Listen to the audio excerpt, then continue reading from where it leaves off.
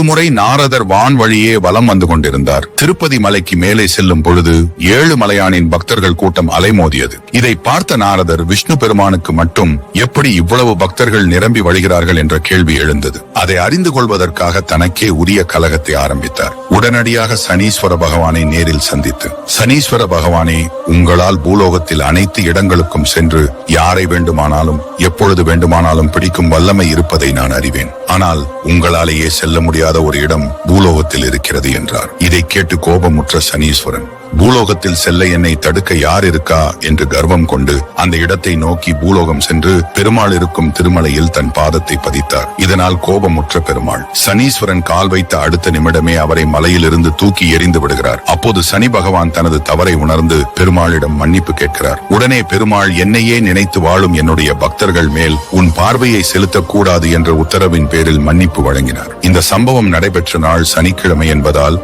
பக்தர்கள் சனிக்கிழமை அன்று 7 மலையானை தரிசிப்பது பிரசித்தி பெற்றதாகிற்று. Download ShareChat.